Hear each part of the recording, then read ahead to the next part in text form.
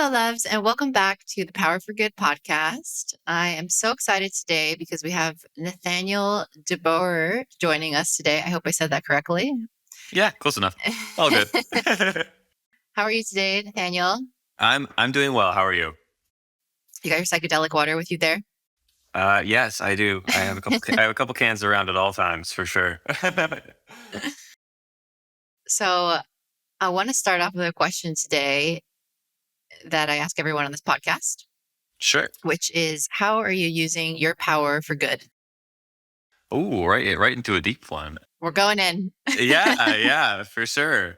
Well, I'll kind of take a double approach to this, I guess. Like I'm here effectively representing Psychedelic Water today, so I can talk about how Psychedelic Water is, I think, using its power for good, and then I can kind of talk about my role in that, I guess. So with Psychedelic Water, we have kind of a twofold goal.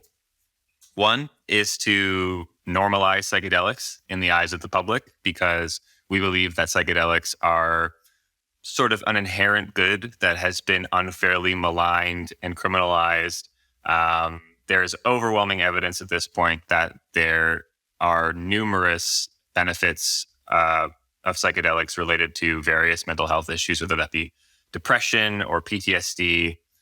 And even just like on an anecdotal level, there's so many stories of people who have had sort of things in their life that they want to change. They haven't been able to, that they've been stuck on for a while. And through the power of psychedelic therapy, or just a intentionally executed psilocybin trip, have been able to sort of like get themselves out of a rut that they're stuck in.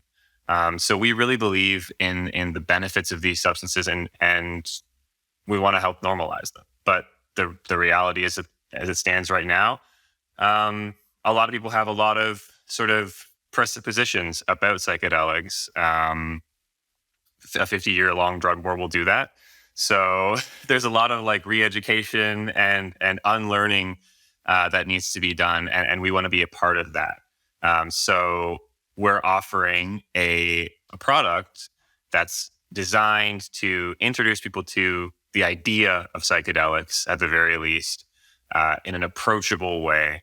And we think that having something proudly branded as psychedelic sitting on the shelf of a convenience store between a can of Red Bull and a gallon of milk or whatever does a lot for sort of getting people comfortable with these things. An analogy that I always use is, if you look at cannabis, which over the last 10 years, maybe a little bit more, has gone from a sort of still quite stigmatized thing to relatively normalized in the grand scheme of things. Something that I think played a big role in that was the proliferation of CBD products. And how that worked basically was that CBD was something that like people weren't familiar with the term. There wasn't like presuppositions already placed upon it in the same way that like when people heard cannabis, there was. But CBD was always allied with that. People always understood, oh, this is like a byproduct or a part of or connected to cannabis in some capacity. It's like cannabis light, I guess. And hey, it helps me feel less stressed out. It helps me with aches and pains. It helps me with headaches. It's really had a positive impact in my life. Maybe I should be more comfortable or more on board with this whole cannabis legalization thing. And I view what we're doing as a similar thing to that, but sort of like introducing people to these adjacent substances and having it be in this way that it's like, this is something that's going to help you, something that's going to like uplift your mood, relax you, chill you out. And it's not scary, and it's genuinely very beneficial. We're hoping to do a similar thing to what CBD did to cannabis. And that dovetails nicely into like the second sort of arm of what I'd say we're doing that's good, which is offering people an alternative to alcohol. That's really where we've seen the most success as a brand. It's obviously a very trendy thing right now. The sober curious movement has blown up. We're also hearing terms like damp lifestyle bandied about now, where people are talking about less a complete removal of alcohol from their lives, but rather a sort of approach that is, much more mindful when it comes to drinking. Regardless, it seems that across the board, people are looking to reduce their alcohol intake and are looking for alternatives. And that's where something like our product comes in. And how our product is different, I think, and better in some capacity than other alcohol alternatives that are out there, is that it still offers some level of a buzz in some capacity. Like if you look at, like, I always think of Liquid Death. I love Liquid Death. I think they're a super cool brand, and what they've done from that capacity is amazing. Liquid Death does a really great job of eliminating that sort of like, why aren't you drinking question at parties? Because what you're holding in your hand effectively looks like a craft beer, right? And our drink has that effect as well. It can easily be mistaken for an alcoholic cooler if you're not paying close attention. But Liquid Death is ultimately just canned water.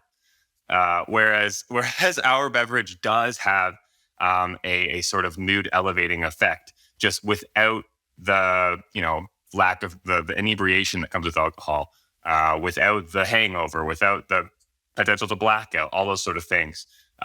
You still get that like elevated social lubrication that a lot of people drink to experience, but without those negative side effects effectively. So I think those are our two kind of goods, normalizing psychedelics and offering people an alternative to alcohol, which I think a lot of people are kind of waking up to, like, yeah, there's better things out there. This isn't, the trade-offs aren't worth this anymore.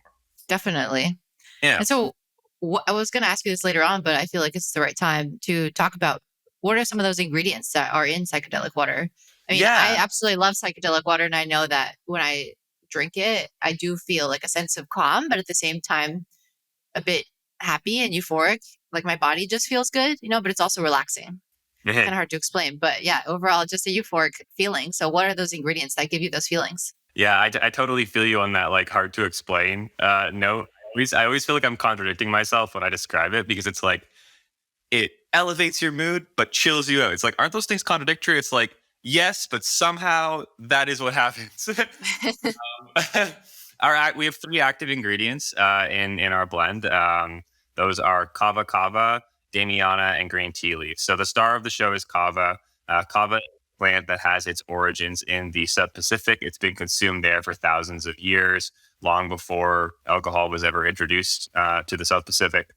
It's the root of a plant that is ground up into a very fine powder, combined with water. And in the traditional way of preparing it, you'd kind of put that powder into like a thin cloth and then massage it in lukewarm water for a little while. And what you end up with is this sort of muddy looking water that you then drink. It has a very, very bitter taste in its sort of like traditional form, but it produces this sort of, chilled out but elevated effect. So it sort of like elevates your mood without affecting your mental clarity.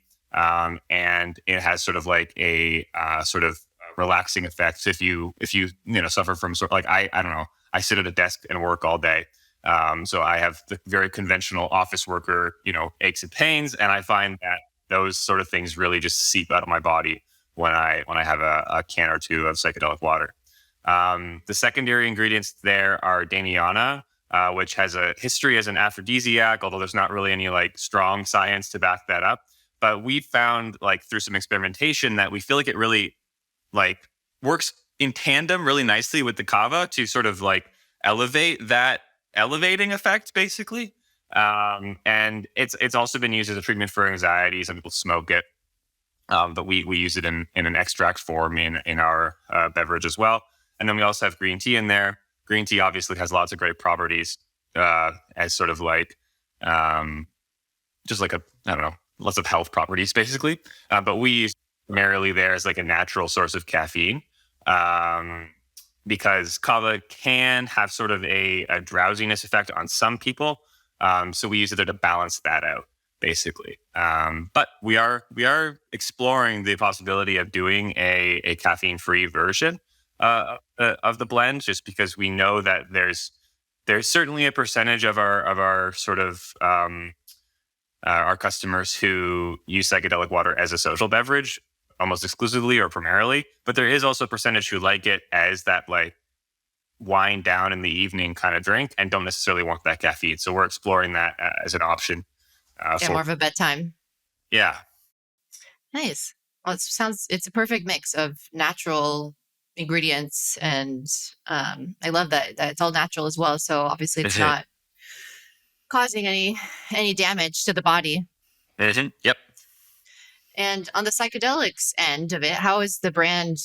What is the brand actually doing to promote the aware? Are you guys raising awareness around psychedelics and the benefits of psychedelics, or uh, what are you guys doing around that?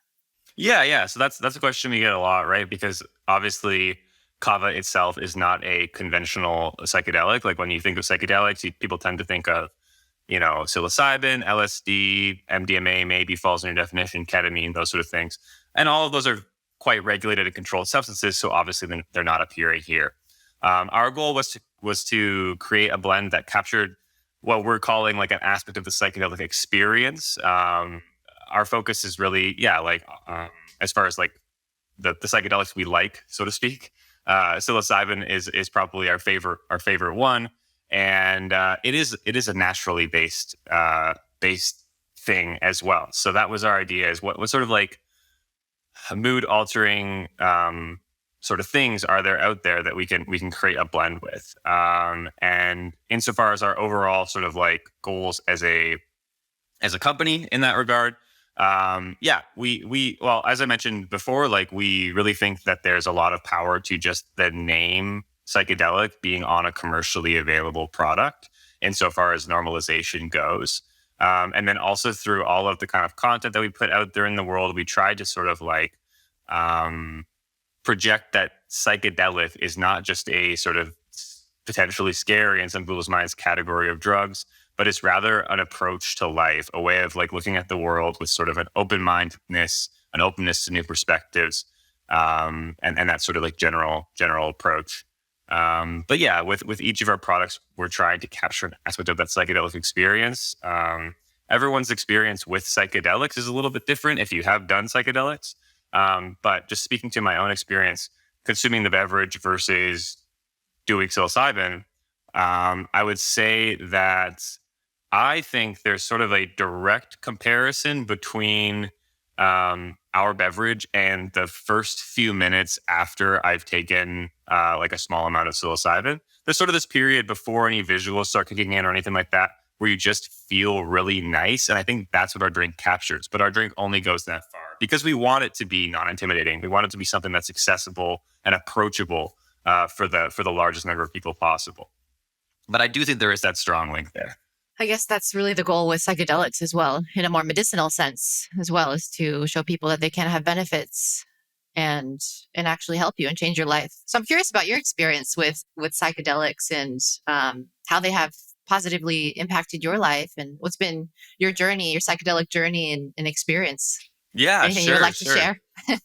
Yeah, definitely. Yeah. For So, me personally, I have actually, I had a long history with psychedelics. I first tried LSD when I was a teenager, and I've tried psilocybin, and never had a negative relationship with it. And in fact, I do think it really changed my mindset, and helped me through a lot of difficult times.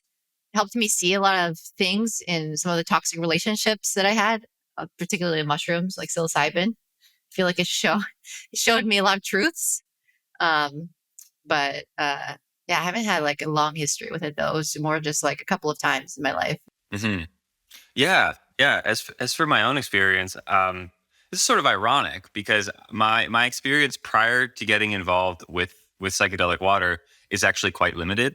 I had some friends who I knew had experimented with like MDMA and mushrooms in university and things like that, but it never really been a thing that was that popular in any of my circles. So it was never really a thing that I felt an inclination to do, or even really had the opportunity to do. So yeah, I my like background is in graphic design, and I worked for a while in the tech industry. In 2020, 2021, I was in this tech job. I really wasn't enjoying it. I didn't really feel like I was contributing anything to society or myself. I felt stuck, but I didn't really know where to go. I ended up getting let go from that job, and it was sort of the best possible thing that could have happened to me at that point in my life. I spent 3 months kind of just like doing nothing basically afterwards. And in the sort of time leading up to me getting let go and whatnot, I'd been sort of, I don't know, there was this sort of like thirst for knowledge that had sort of, I think, had not really been something that I'd been feeling a lot leading up to that, that had sort of like reignited in my life. And I've been reading a lot more, and just trying to figure out where I fit into the world around me. And I ended up coming across a few different things that really sort of I connected with, socially, politically, personally, and whatnot. And then that kind of led to me being like, okay, well, I need to work, obviously. What can I do that I will like genuinely enjoy? And I like this whole design thing, but I'm not enjoying it in a tech context. Screw it, I'm just going to freelance. Then I can pick whatever projects I want to take on. If I need to take, I have connections to the tech world. So if I need to take a tech project on just to kind of like, keep food on the table, so to speak, then I can, but I can also like free myself to work on more stuff that I want to do. And the same week that I made that decision, I had three things come across my three different opportunities kind of like land in front of me, which was wild. But I sort of had an opportunity to go into full-time work at another tech company. I had opportunities to do like part-time work for an internationally based tech company, which was more intriguing to me than just because it was something different again. And then I had Psychedelic Water come across my desk. In like just a completely freelance capacity. I also ordered those as I listed them off in terms of like most to least amount of financial reward. Mm-hmm. They're also reversely in terms of like interest. I was like, I'm much more interested in this, like the Psychedelic Water thing, than I am in the full-time tech job. This full-time tech job is the optimal like choice from a sort of like making money perspective and that sort of thing. And it was wild because it was right in the same time frame that I'd said, okay, screw it, I'm just going to start freelancing. So I ended up saying no to the tech job, even though it was the most lucrative. I took on these two other gigs, this tech company and then Psychedelic Water. And I was like, well, just see where this goes. But then I connected with Psychedelic Water. I became so engaged in what we were doing. My evening reading, which had varied across a lot of different topics, became focused a lot on like stuff related to psychedelics and that sort of thing. 3 months later, I had basically given up the other sort of like ongoing client, the tech client, and was focusing all of my time on Psychedelic Water. And then I just kept having more opinions, kept getting myself added to more meetings, and then eventually sort of like worked my way into a full-time job. This is a very big buildup to say that it was really me getting involved with Psychedelic Water that pushed me down the path towards like actually experimenting with some of these substances and figuring that stuff out. So a while after, at like the 6 months after I started with Psychedelic Water, I connected with a buddy of mine who I knew like had access to some magic mushrooms, and I did my first sort of trip, and I did it with my wife.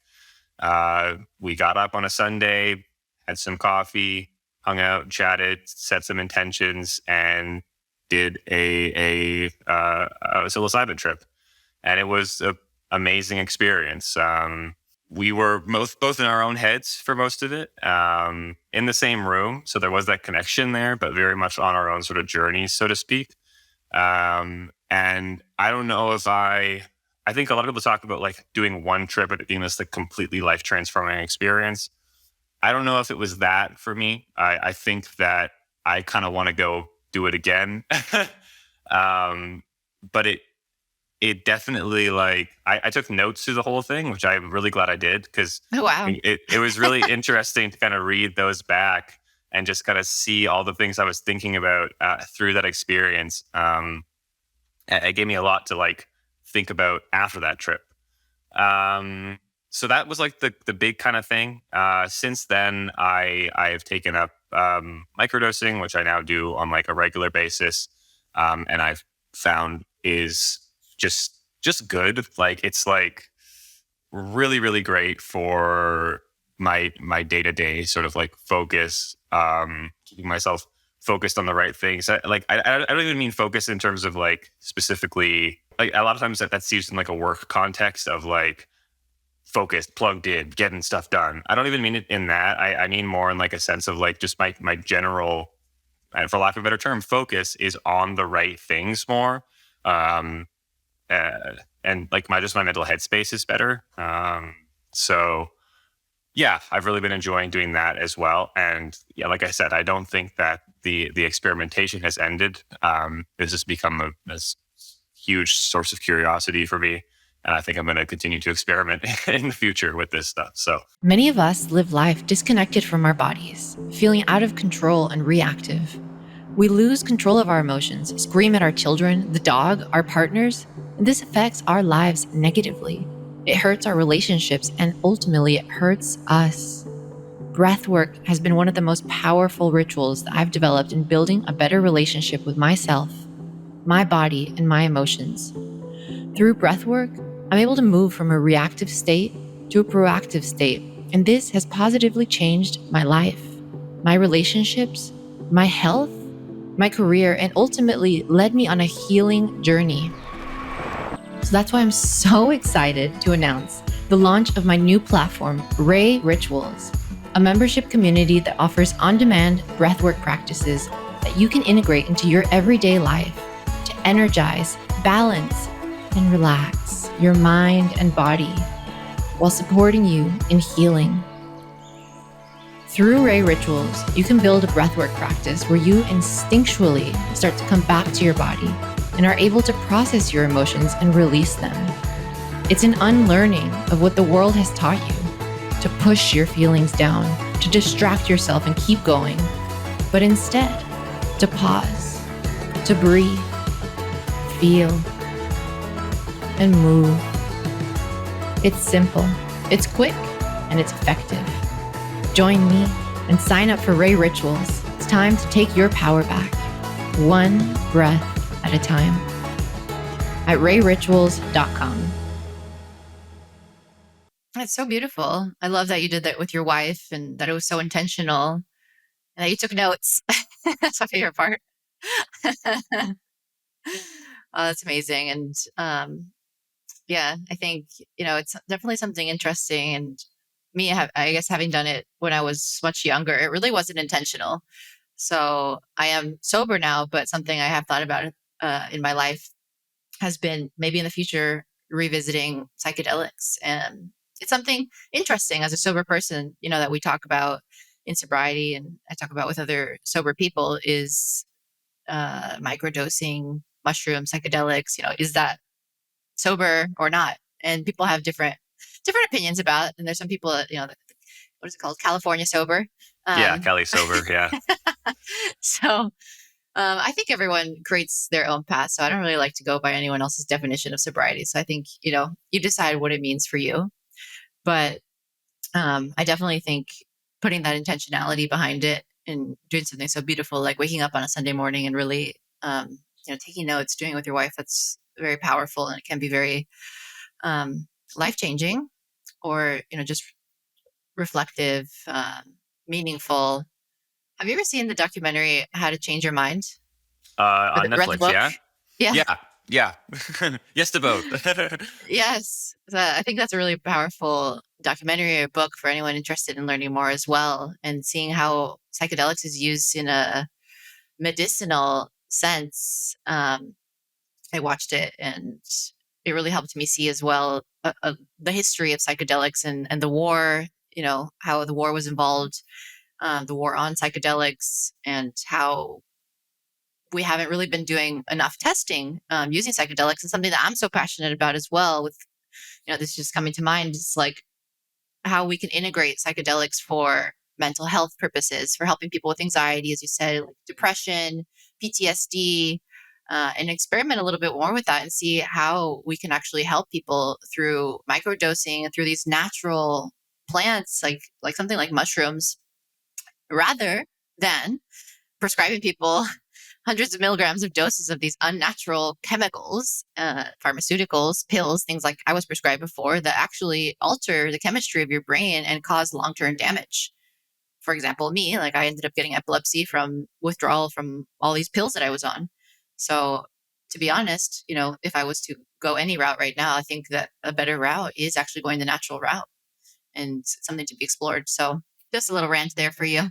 No, no, totally valid. I mean, yeah, I definitely agree with a lot of what you're saying there. I think what you started off with about like there's no like hard and fast definition of sobriety. I totally agree with that. I think that I don't know. We get like discourse on social media sometimes about like, well, you can't do this and be sober or whatever, and it's like, okay, like this is a completely like person to person specific definition. Like if I say I'm sober, that doesn't mean like, I don't know. I feel like straight edge has a pretty strict definition. Sober can mean any number of things. Like it's just people say sober instead of saying sober from alcohol or sober from XYZ. As you said, yeah, that's the Cali sober thing, which is like hard drugs, but not kind of like psychedelics and weed, basically. Like it's very much a personal definition, I think. And then yes, like as for kind of the many beneficial uses of psychedelics, yeah, I think that a lot of that research kind of got stifled. You mentioned how to change your mind, and I think there's a really good quote in there. I'm probably going to get the quote wrong, but it's like one of the people who was kind of a subject of one of the sort of tests in the documentary. He was a veteran who had PTSD, and he talks about like how he looks at the last 40 years and he feels like these like harmful products are the things that got mass marketed, and the ones that were actually had the opportunity to heal all got like demonized and criminalized. Yeah. So Yeah. I yeah. remember that. And it's so true. Yeah. So I'm very passionate about, sharing my story around that and, how some of those pharmaceuticals have actually hurt me. And I'm very interested to learn more about how psychedelics can be used in the medicinal sense and helping people who are suffering mental health and depression, anxiety, PTSD, all of the above. So Yeah. I think that there is a lot of benefit to it and yet to be explored. I think we're just at the beginning of it for sure. Yeah, So I definitely. love what Psychedelic Water is doing. I think it's a really, really great mission. But so I'm a little curious, how did actually Psychedelic Water get started? Can you tell me more about just how it launched and the founding Yeah. of it? Yeah, sure. So our founder's a guy named Keith. He had previous experience in cannabis. And around 2018, 2019, some of the rumblings basically that had predicated the legalization of cannabis, or the process to legalization of cannabis in both the US and Canada. He began hearing some of those same rumblings in the context of psychedelics, that being, organizations like MAPS doing these studies and this sort of information coming out, and the FDA sort of allowing psychedelics to be used in like a testing for medicinal research context and things like that. A lot of this stuff happened with cannabis 10, 15 years earlier, and he was like, okay, let's try and get in on the ground floor of this. Let's try and speed this process up, because it was a very long and arduous process for cannabis to go from something that was like completely like, I don't know, out of the mainstream, and considered very bad by the vast majority of people to be something my grandma thinks is chill, So, um, so he was like, "What can we do to help normalize this?" And that's where the idea kind of came from, and that's where that vision of like, okay, let's create a brand that creates consumer products that are branded as psychedelic, attempt to sort of replicate some aspect of the psychedelic experience.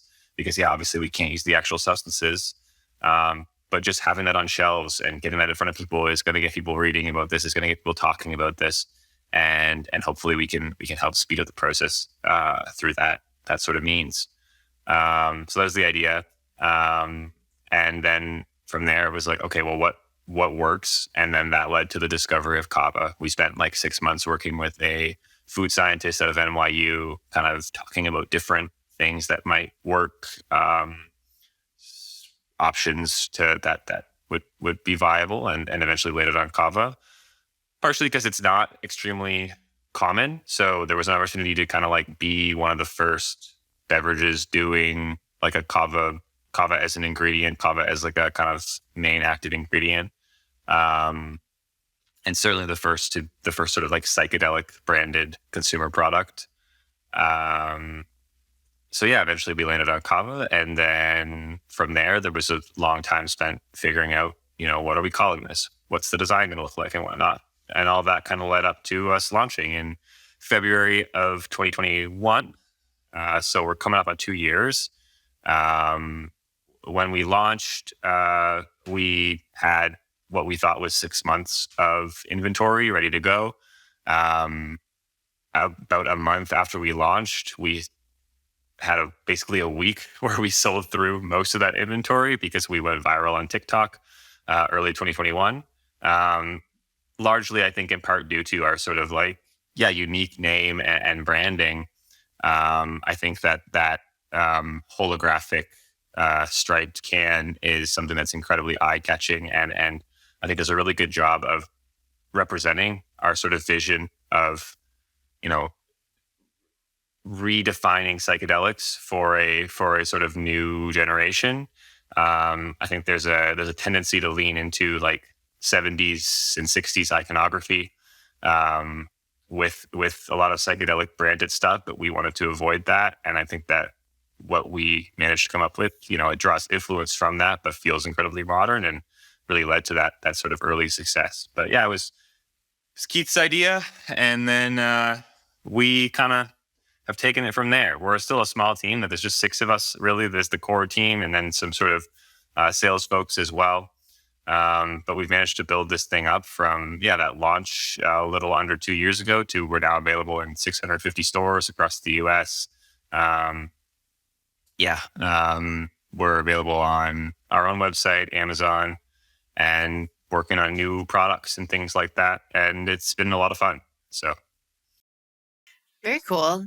Yeah, I absolutely love the can. It's a great design. It feels cool drinking it. At a party we have a bunch of them at the retreat, and the women just loved it. They loved the feeling, the taste, but I think just the can is very attractive, Yeah. Thank you. So something I read on the website, and you were talking about it too, is that the psychedelic is a state of mind, or it's an approach, a lifestyle. What do you think what does that mean? Yeah. So that's something that, I think it was sort of like a foundational idea of what we're doing.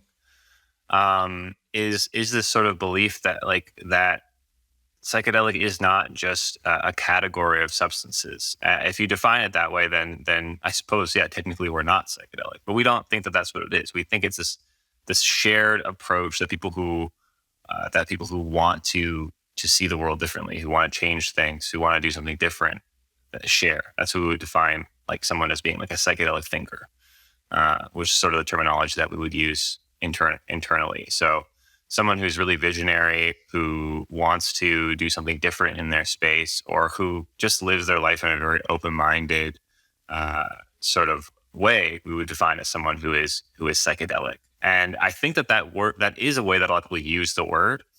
That's another thing that we'll get sometimes. It's like, your product does not literally contain LSD, therefore how can you call it psychedelic? But it's like, are you licking your Pink Floyd record? It's called psychedelic rock, but it doesn't literally contain. It's inspired by The this spirit. stuff.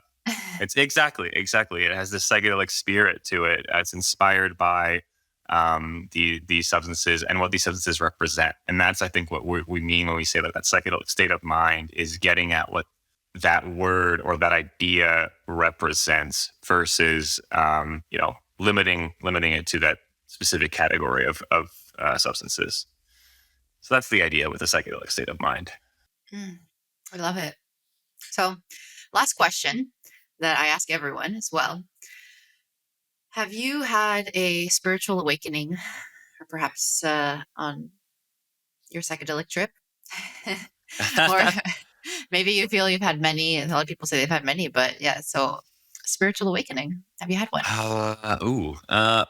Yeah, I don't think I had. I don't think I could identify like a particular singular moment that was a completely transformational moment.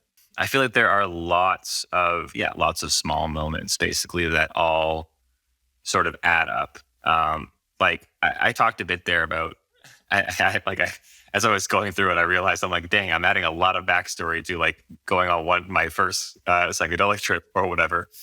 Um, but I think the reason that my mind went there is because I think a lot of those things had to happen for me to get to kind of where I was there. And as much as I don't identify any specific moment in there as like a spiritual awakening or like a completely transformative experience, the sort of where my life was at and the person who I was circa, like beginning of 2020 to middle end of 2021 changed a lot.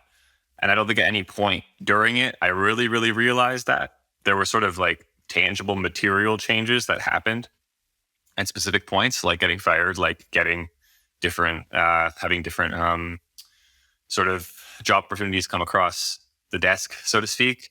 And then, yeah, developing an interest in sort of reading and learning again that I had kind of gone away from me for a while.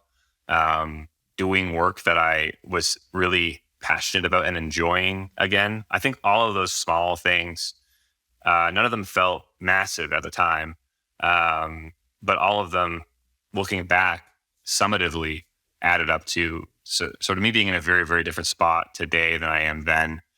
And I guess, yeah, you could kind of call that a period of transition or a period of transformation in my life for sure. And I don't know if it's done yet. I might still be in that phase, but You're still in the midst of it. yeah, yeah. So, That's uh, beautiful. so yeah, we're on a journey. I'm on a journey. And the journey never ends, let's be Yeah, honest. exactly, exactly. Just when you think it's coming to an end, it starts again. Yeah, Well, thank you so much for coming on Power for Good podcast, for sharing all about psychedelic water, your experience, your journey. Where I'm going to put in the show notes where you can purchase your psychedelic water, as well as the sober stories that we did together, yeah. the blog. But where else can people connect with psychedelic water? Yeah, totally. So, yeah, as far as like purchasing the product, if you want to try it out, yeah, as I mentioned, we're available at 650 stores across the U.S. now. We're in most states.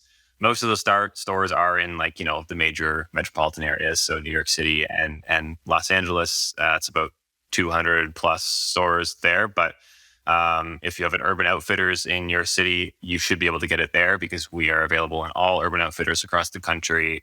And if you are in one of those major areas, we're available in Erewhon, we're available in Bristol Farms, Foxtrot, which is in like DC, Atlanta, um, Austin.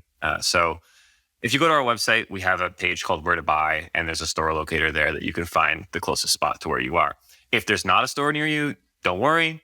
We do sell online as well, so you can get psychedelic water through our website or through Amazon, as well as a handful of other online retailers. And then if you just want to connect with the brand, see what we're up to, you can follow us on social media. We're psychedelic_water on Instagram, psychedelic water, no underscore on TikTok. And yeah, if you follow along there, that's where we're posting all kinds of different content about what we do, what we care about. Since it's dry January right now, I don't know when this episode's coming out, but it's currently dry January. We're running a bunch of different content there right now related to dry January, ideas for things to do instead of drinking.